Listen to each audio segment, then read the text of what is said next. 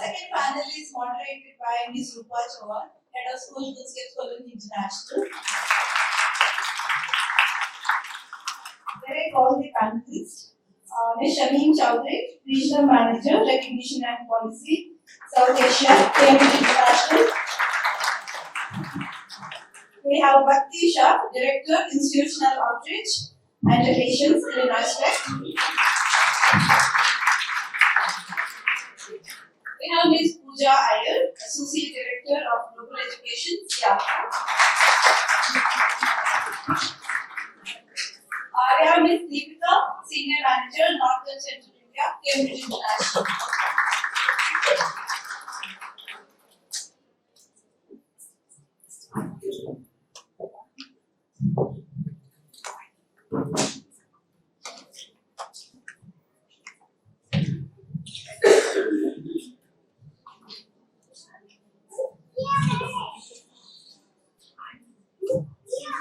So good morning, everyone. Pleasure to have all of you here with us this morning. I think most of us as parents, and me too, when I had a younger child, were confused. But the confusion grows day on day, depending on what we have to offer. I always say that the parents are consumers, and they have a right to know what they're going for. And this morning, Kunskapsskolen brings to you an opportunity to know about the diverse curricula that are offering within the country and more so within Kunskapsskolen. This panel is going to address the Cambridge curriculum. We have the people from Cambridge, we have people from reputed universities, and they're going to help us understand the curriculum in its true perspective. We will be able to address your queries and questions. I know time is short. However, while we have Shameen, we have Pooja, we have Deepika and Bhakti and myself, I also have some of my team members who are working with the Cambridge curriculum.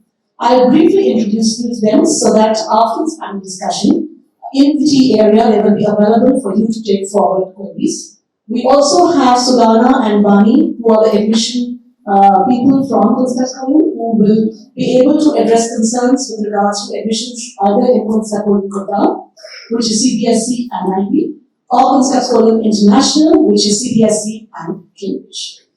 Quick introduction, Ms. Kawaljeet. She is the early years coordinator, taking care of the children from pre-nursery to grade 2. Gitanjali, she is the academic coordinator, taking care of CBSE and Cambridge grade 3 to 12. Kalpana, she is the coordinator taking care of the curriculum from 3 to 5. We have with us Chetna, who is working with the Cambridge senior secondary curriculum, that is 6, 7, 8. And we have Upasana with us, who is managing the pre-primary. Apart from that, Jyotsna, you have a team here. She is managing the early years with her team of teachers at KEDx. For the CBSE curriculum, and we have Ms. Sabrina, who is the former principal of Kunskapsskolen Gurgaon and now the director of Kunskapsskolen, handling the IB with Kanchan, who is there taking it forward. To move forward, our first question, know more about Cambridge, the highlights, curriculum. And for that, we have Deepika. So Deepika, the floor is all yours. We'd like to take it on. Thank you. Well, after CBSE, with very detailed and structured information, we wish to give you similar structured information so that you understand what is the structure of Cambridge. So Cambridge program, Cambridge pathway, or Cambridge International Assessment, we don't call it board, we call it Cambridge International. Okay? So it provides a pathway from age 3 until age 18, that is from nursery to grade 12, into 5 different pathways. One is Cambridge Early Years, which is age 3, 4, 5, nursery, KG1, KG2. It is based on 6 areas of development. Okay? Then we move to Cambridge Primary. Cambridge Primary is from grade 1 until grade 5. There are 3 core subjects: English, Maths, and Science, and other option of other 7 subjects. then Cambridge Lower Secondary, grade 6 to 8, and IGCSE, which is 9 and 10, and ASA, which is 11 and 12. Why I'm telling you all of that? Because you might be getting this down during the conversation. Cambridge falls under Cambridge Assistant or Cambridge International comes under Cambridge University Press and Assessment. So we are a combined body with Cambridge University, Cambridge Press, and now Assessment being part of it. That is, Cambridge International is governed by Cambridge University. Cambridge University is around 800 years old university. Cambridge International was formed in 1858, almost 150 years ago. Right now, Cambridge International is one of the most reputed global curriculum. When I say global curriculum, it means it is not limited to one country, like CBSE is. It is in 160 countries, over 10,000 students. What does it mean? It means the Cambridge program is studied globally on the same level throughout. The child in Colescott School of Gurgaon would be studying the program that a child in America in the Cambridge curriculum would be studying. So it is a global program with aim of developing students for life with informed curiosity and a lifelong passion for learning. And so that means the overall aim of this whole pathway is to create lifelong passion for learning. Everything that goes in the classroom in these 5 programs, these pathways which I told you, are aiming towards developing those children which always are informed, have a curiosity to learn, are students for life. Is that all? Or you wish to speak about it more, or we can take more questions on it? You can throw a little more light into how the skills are integrated into the Cambridge curriculum. Correct. So each pathway, that is early years, Cambridge Primary, Lower Secondary, IGCSE, ASA 11, which I said, moving from KG or nursery to grade 12, they are spiral and progressive in nature, age appropriate. The early years are play-based, which are developing holistic child. Also based on the fact that around 85% of the brain develops during the early years. And the child learns through play. He's an active learner. And various areas, right? Languages, communication language, mathematics, art, understanding the world, social emotional development, PE. Those are the areas that are covered in early years. And so a holistic development of the child, all through play, all through continuous provision, different activities where at times it is adult-led, at times it is child-led, and careful observation of the milestone the child is progressing to a very well-defined assessment approach. Then we move to primary, and the primary in our primary program lays a foundation for that active learning. Active learning means what? Active learning means the child is always actively engaged through curiosity, and the focus is not only developing concept but also developing other skills. The skills like critical thinking, communication, collaboration, problem solving, and these skills are intertwined within the curriculum and within the teaching and learning approaches that goes into the school, and the assessment are assessing these skills. Then they move to lower secondary, which are now progressing where there is more after the foundation that has been laid out. They move to lower secondary 6, 7, 8, where they are preparing for a rigorous exam that's going to happen at grade 10, that is IGCSE exam. Throughout the program, the aim remains the same, and then what else? The students, the whole approach, the curriculum, pedagogy, and assessment are developing 5 attributes in Cambridge learners. So 5 attributes are being confident, being engaged, innovative, responsible and reflective. So that means in the classroom, the study, the students take the assessment that they will sit for, the curriculum exercise, actually developing children, developing in children these five attributes, these five, uh, uh, like I said, making them responsible, making them engaged. And each one of them, when I say responsible, it means that they are mindful. They are engaged, it means they're actively learning. They're innovative, it means they're critically thinking. They are confident, it means they are confidently approaching a problem. And they are, so basically, these five attributes towards the larger aims, Cambridge curriculum, pedagogy, and assessment all work together to develop a student which is global thinker, which has a lifelong passion for learning, and Cambridge supports school through variety of support resources, and the teachers are also globally engaged through global community. So it means that whatever we are aiming for is support in the curriculum. The school is supported, the teachers are supported, the parents are engaged, and hence it becomes very seamless for any school to deliver this curriculum and to achieve their aims. Thank you. Thanks. I think all of us sitting here will agree that knowledge today is available in plenty. You look around and facts, figures, everything is available. What we're looking at is the skills. Do we have the skills to swim and swift to the knowledge that is available, the facts, understand it, interpret it, apply it, and come up with something new? And that's the beauty of the Cambridge curriculum. It gives our students the skills to be able to live in the 21st century world. We're not looking at future ready, we're looking at children for today who will be able to have the skill set to navigate their future.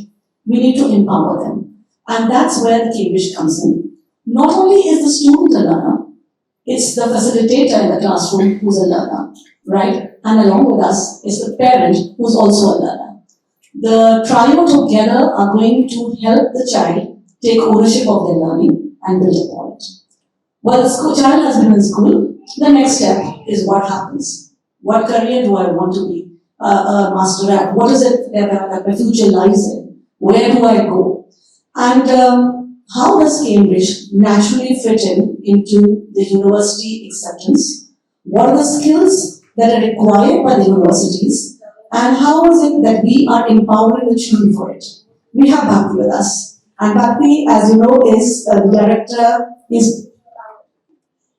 Institutional Outreach at Illinois Institute of Technology, Chicago.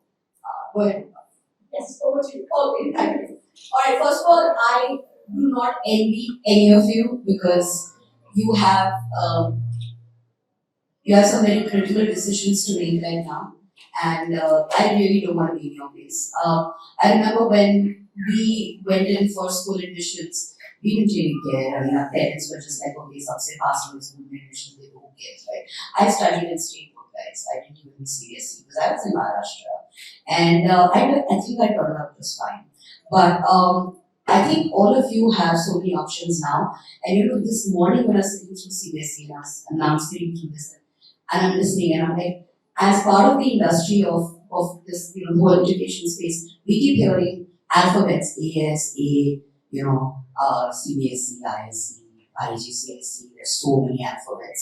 And at the end of the day, it's a lot to make sense of. Don't get swept into the jargon. Let me break it down for you, alright? There is no curriculum that is the best curriculum, alright? Every curriculum has its own pros and cons. As parents, you have to decide what is the best fit for you. The reason Cambridge, and why I'm on the Cambridge pattern, the reason Cambridge is a very, it's probably one of the more conducive curriculums to universities, not just because it prepares your students for the future, which by the way, all curriculums claim to do, and they probably do.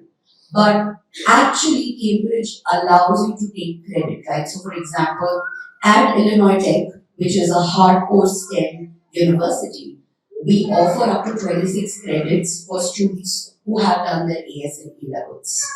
But how old are your kids? What's the general age group in this game? Lesser than 5?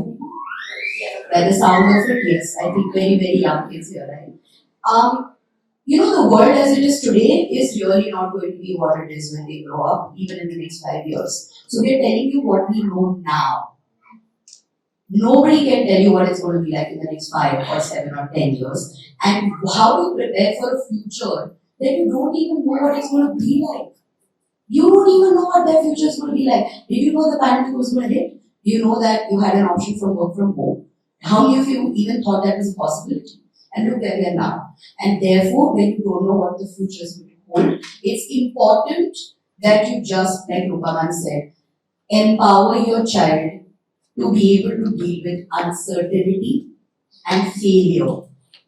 Okay? And stop obsessing about their marks. Stop obsessing about a 5-year-old's college admission chances. For all you know, by the time they get to grade 10, the entire system of college and higher ed would have completely changed.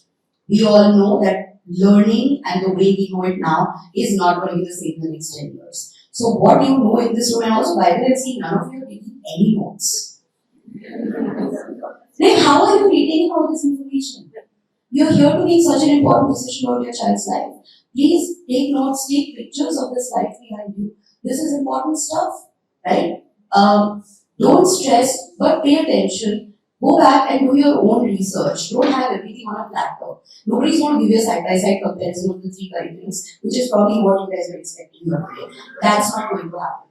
Pay attention in every panel. Take your notes. Go back home. Rationalize. And remember that just because your neighbor sends their child to an IB school does not mean you have to do. Okay? Cambridge, a CBSE education are perfectly good. What we value is the last bit, and I promise I will stop rambling after this. But as a university, what we know is what the industry wants. What the school knows is what the university wants. So if you look at this continuum, from school to university to industry, our role is to make sure that schools are aware of the skills that we need so we can have a future-ready workforce to feed into the workforce, alright? And therefore, what is very, very critical in the World Economic Forum has come out with the Future of Jobs Report 2023. If you've not read it, you must. Read the World Economic Forum's Future of Jobs Report. That report will tell you that the kind of skills required to succeed in 2030, okay, I'm only talking about 2030, I'm not talking about 2050, are social influence, analytical thinking, alright, empathy, integrity. Some of these are not even skills that you thought were skills. You thought empathy, integrity are virtues, but now they're actually non-negotiable skills. And therefore, it does not matter whether you choose CBSE, ISC, whatever. At the end of the day, what matters is the school that is delivering it. The school is critical because I know Cambridge schools that deliver Cambridge curriculums like CBSE, right? And I'm being very politically incorrect here when I say this, but I also know schools like Queen's School that don't do that even deliver a CBSE like a Cambridge or not, right? So you have to keep that in mind. Assess teachers, talk to the management, understand what is the vision, then make your decision. That's it. I'm done, I promise. Thanks, Bhavani. I think what she's clearly outlined again emphasizes the fact that today we are choosing a school for our child. It's a 3.5, 4.5 years old child. It's going to be down the line 3, 4, 5 years when the child comes to primary, upper primary, when the child is going to start coming back to you with questions. What they want, what are the choices they're going to make.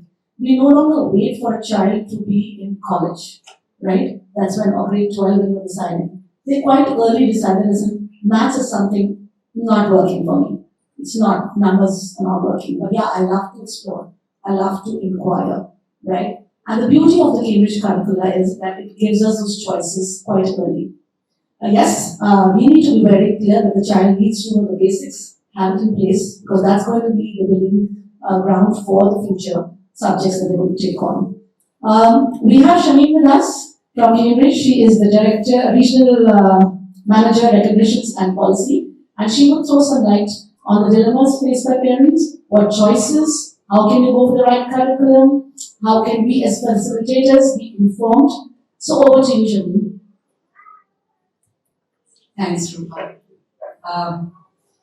I'm really surprised all of you made time on a Saturday morning, knowing that Saturday is a holiday, to wake up and come here. I think all of you deserve a pat on your back. It really shows how deeply you're concerned about your child. So give yourself credit. I know parenting is hard, right? And I speak as a parent here, not so much as Cambridge, but as a parent, definitely I'm going to speak today. It's confusing. There are no right, wrong answers. And things sometimes look that you are going to miss the bus and then you run towards it, forgetting that you are actually carrying a child with you. So don't forget the child who is running behind you. Don't be too fast. When it comes to schooling and choosing curriculum, and you have schools offering multiple curriculums, some Indian curriculum, some international curriculum, the way I personally would look at it is find something which offers an enabling environment for your child. That should be your priority. Don't get into micros. Think about what will enable my child to explore, to make mistakes, and an environment where they are going to flourish. When I say explore, discover both. So when you explore, you try different things. It's like a buffet. You pick some things you don't like the taste, you drop it. Give your child an environment where your child may not know what he or she likes, but your child may be able to eliminate what they don't like.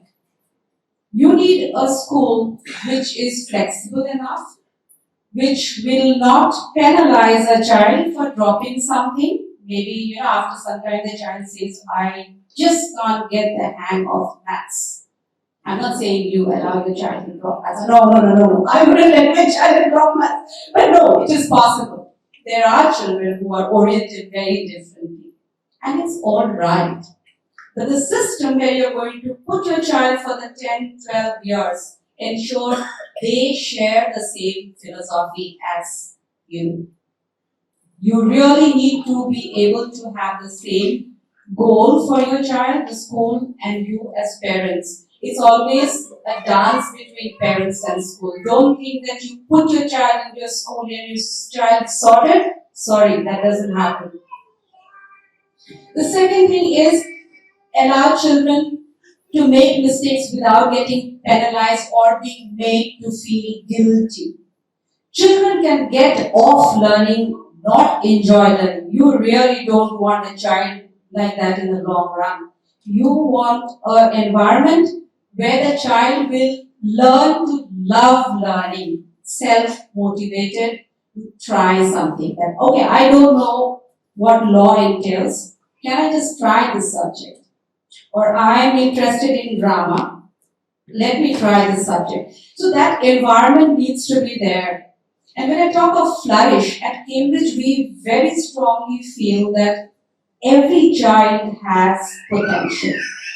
What you need is an environment where the child can realize his own potential. And that's a learning journey not only for the child but as parents. When we give birth to children, we really don't know what the child is capable of. But we try to put them into parental expectations and desires, which may be very different from where the child can flourish or want to explore things. The current generation of children right now, who are in schools, see, we call them the Gen Z, okay? Gen Z.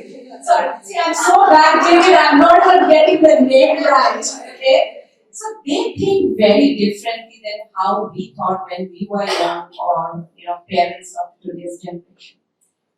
if you have to really make these current generation, and your kids are much, much younger, you really need a very different mindset and a very different set of attitudes.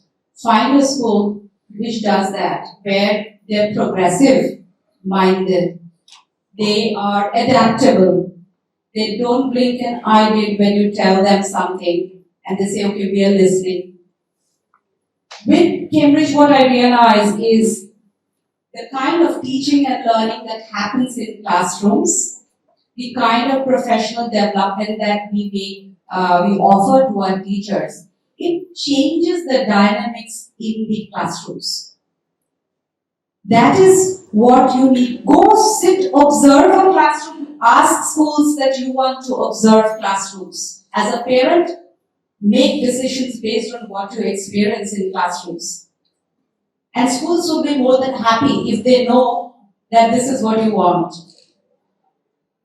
The other thing I heard earlier when there were questions about CBSE, and I'm sure there will be questions about IB. I just want to talk about these syllabuses of the subjects. Everybody is trying to, improve and have new subjects. We might have marine sciences or, environmental management. But the fact remains that even if with the best of teaching in the classroom, you cannot say that you are done. You have to see, is the assessment in the school and at the board aligned with what is being done in a classroom? You can find a school with fantastic teaching, engaged, active learning, all the right words. But is the assessment actually checking the skills? It's very difficult to check skills like collaboration skills in exams. Cambridge does that. And for every question, for example, if it's a 10 marker, we would have 5 different things that would be checked in each of these answers. And probably 2 would be about the content or the knowledge, but 3 would be about skills. So are we really assessing the skills that we are teaching in classrooms? And this is what gives universities the confidence when children do Cambridge. I don't know, after 10 years, 12 years, maybe all children would not even go to university. Now a lot of children are not going to university. So I would say forget university, but think long term. Get your child to find something that will make them happy. The well-being of the child comes first. And I would just end there. I think I've spoken a lot.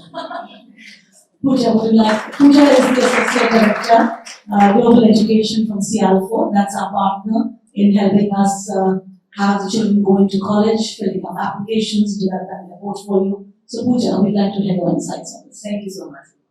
So, very good afternoon, everyone. And just a quick question. How many of you all used Zoom before the pandemic? Before the pandemic, right? So we have. Yeah. And how many of you all have used Zoom after the pandemic? Right? Almost everyone. Now, there are times, like Harpreet was mentioning, where the future is unpredictable. And what becomes important is having agility, flexibility, adaptability, right? These are things that we as parents or adults ourselves saw that we really need to bring to the forefront, right? And it's also important that these skills are then able to translate to our children going forward. Now, a very simple instance. Now, I know the esteemed panelists have gone into a lot of detail in terms of the different type of curriculum with the CBSE, with the Cambridge, what are the things that they offer. I'm just going to break it down into a very, very simple example. Okay, I'm going to take the instance of 2 students who are learning to play the piano, right? So one student is learning this to a more traditional curriculum, right? So the student is given 5 sheets of music or 5 different songs, and they're saying, go ahead and learn to play these 5 songs. The assessment at the end is going to be that we're going to check how well you can play these 5 songs, and the marks will be allocated based on that. On the other hand, we have a more Cambridge kind of curriculum, wherein when a student is introduced to the idea of learning to play the piano, we're starting with what is the essence of music? What do notes mean? What does rhythm mean? correct? And when a child has to basically go ahead and play, they have to understand how can I actually combine these things in different ways to create different kinds of music. So when we talk about a learner-centric approach, it is about understanding that every child's learning needs are different, right? So while one child may be able to play the notes easily, one child may have difficulty with that, correct? And another child may need more support with the rhythm or getting the sense of the tune, correct? So when you have a learner-centric system like this in Cambridge, you are able to adapt and customize it to the child's needs. So at the end of that duration, both the kids have learned the skill of playing the piano, correct? But if I was to ask you, who do you think has a better chance of becoming a good composer going ahead, right? The one who has really understood the essence of what you're trying to teach them. And that's where we see a huge difference coming in, right? For the jobs of the future, as per the World Economic Forum report that Bhakti was talking about, the kind of careers that we're going to be seeing are absolutely things that we cannot imagine. A haptic neural interface designer, a renewable energy specialist, right? With these things, how can a child who has been forced to study within a box be expected at a later stage to think of ideas and solutions out of the box, right? We talk of creativity, we talk of innovation, we talk of problem solving. So there are two components. One is really understanding and building a child's inherent skills, and the other one is teaching them how to think, teaching them how to put this into practice, correct? So we can't keep them in boxes confined to certain defined ways of, educating them or defined curriculum, and then expect them 5 years or 10 years down the line to come up with something absolutely creative and new. We have to build these practices in the children from day one. So as parents, it's very, very important to understand what is the kind of learning style that you really want to expose your child to, right? Just forget about everything else that's said. We're talking about assessments, exams, we're talking about different subjects, we're talking about, but at the crux of the matter, it is how do you want your child to learn, correct? Do you want your child to be defined by a certain set of parameters, or do you want them to explore, research, understand, and then thereby be able to get deeper insights into what they're actually doing? So that for me, I think, would be the most important question. Thanks, Kami. We all have certain myths, right? There are certain myths about international curriculum. They say that if you've done the international curriculum, it's difficult to get admission in India. There's another one that says you've done the international curriculum, that's the right choice, you will go abroad, right? These questions keep coming into our mind. So I'm opening up to the panelists. I'll start with Shaheen, and you could talk about certain myths that are there and also break some of them. And we just move it around to everybody. Quick, 1 minute for each one of you. Thank you. We are good on time. Absolutely. Deepak, could you help us with the video? So a month, 2 months back, actually, I was at a university campus interviewing our university.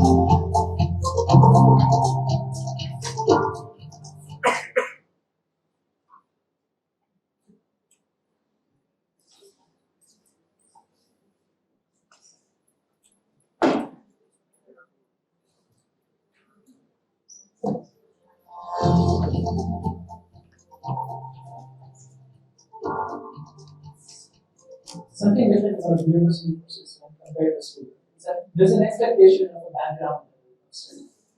Oftentimes, you'll be expected to go back and study and look over and find resources to develop at home, despite then going over in classes.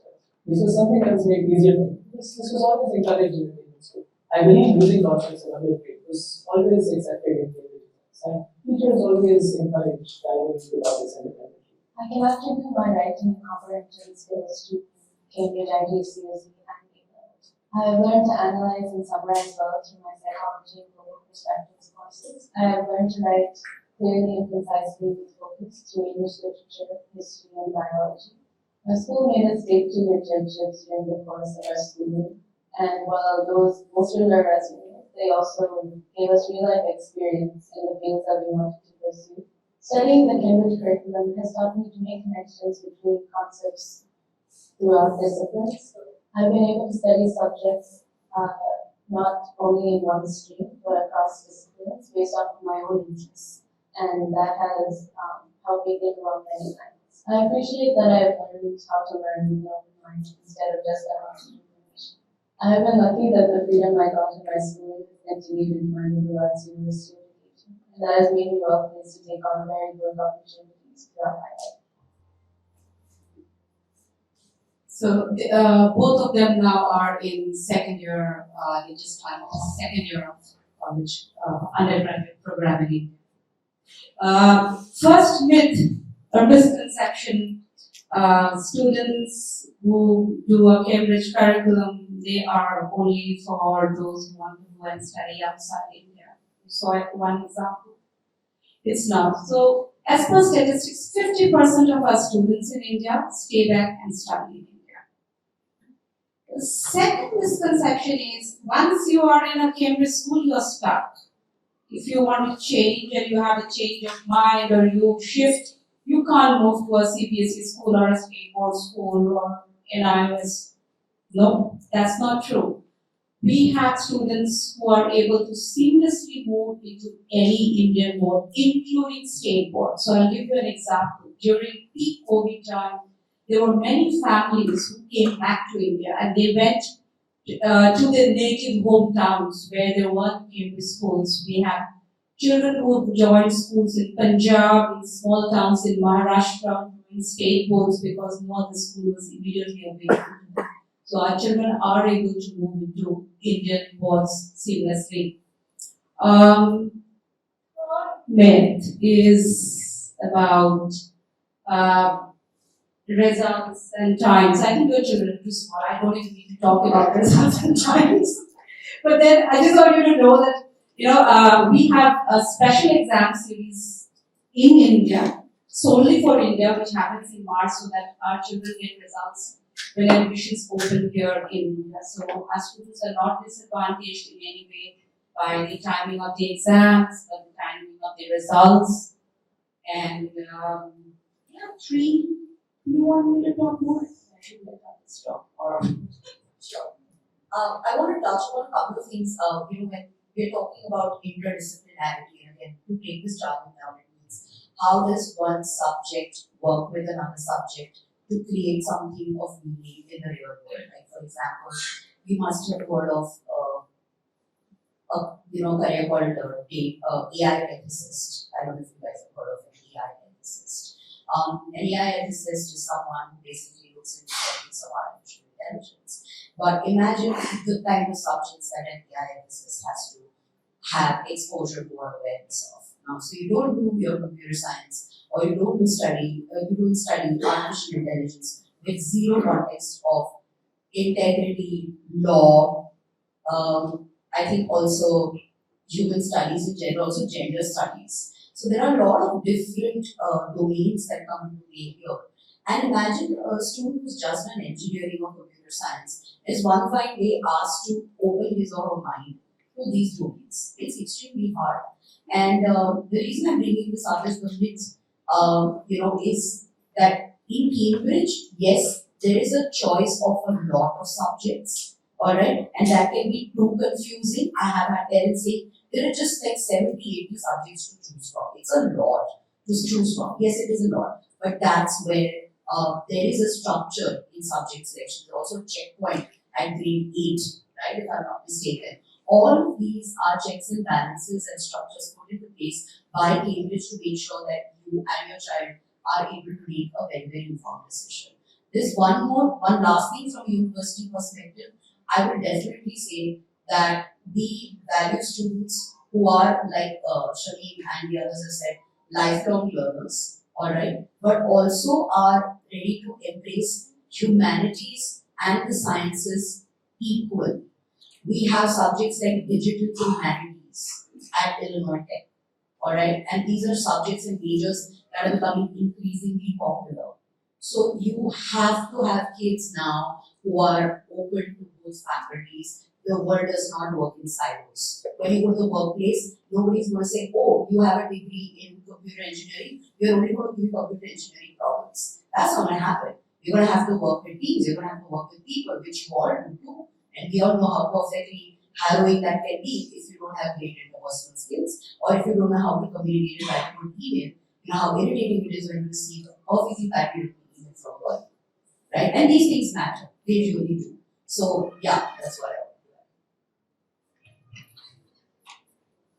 So, as you're looking at this process of evaluating curricula, there's one more thing that I think is important for all the parents to consider, is that teaching is what brings the curriculum to life, correct? So, a curriculum is essentially just a guidebook, right? This is how things are supposed to be done, whether it's a CBSE, Cambridge, that's the guidebook of how things are supposed to be done.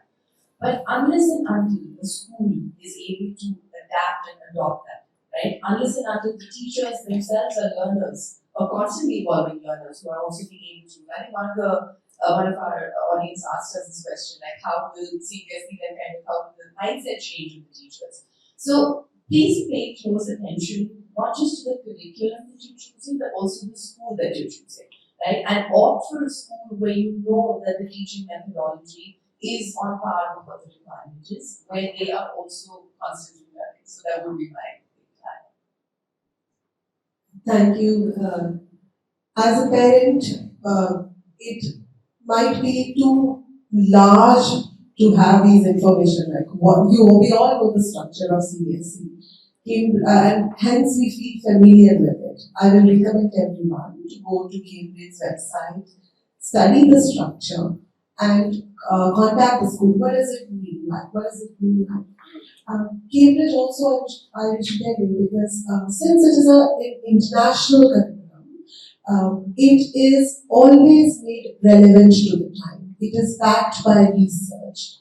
Okay, the things that my colleagues have been saying, that what do we require in future, how we work with other skills. These are consistently developed in a very spiral and progressive manner in the Cambridge journey, starting with development of mind, laying strong foundation, going to interdisciplinary areas, then rigorous examination and in-depth study, so that they can either be interdisciplinary in their approach, interdisciplinary in their choices of subject, or they can go for one specialized subject. And every step, knowledge, concepts, and skills are checked. The teachers, now how will all these happen in the school? I can proudly say that Cambridge as a body ensures that the school which are registered as Cambridge Center, most of all their teachers are trained. They are supported by various school supported sources, so that they are able to implement them, and it brings all the teachers together on similar platform. So hence, all the schools are engaging to do something special, but Cambridge schools are supported by Cambridge to be able to do that. Okay, thank you. Thank you so much. We have a paucity of time, so if everybody is agreeable, the panelists and my team will be in the cafeteria, and I think the best would be that if we can approach them directly with all the questions. Would that be agreeable to all? So that we will be able to build up the IB panel on time. Thereafter, once we are over with the IB panel, again the team will be available to you in the cafeteria as well as in the counseling room. We can also schedule one-to-one counseling for you. Our admission in charges are here, Solana and Vani. And Kanchan is here, so Solana, if you could just stand up.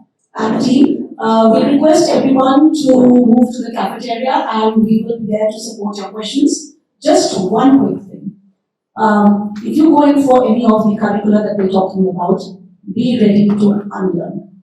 It's a process of unlearning and learning. It's not what you perceive. We are the professionals. We are being trained by the curriculum experts, and we will be happy to take it forward. I've been a parent whose only child, has done CBSE, done the IB, done the Cambridge, got back to the IS. One child, I tried everything. And she's done well. She's got the skill sets. She went into LSR, tough competition, did BCom honors, worked, got selected to ISB Hyderabad, went there, meanwhile has got selected for NCR Fountain. Right? I'm a proud parent. She's done it, and I think the exposure that she got and be willing to experiment and labor at the hands of the professionals who are doing it. We are there with you. Trust us. Make the right choice. We'll help you. Thank you. See you in the cafeteria.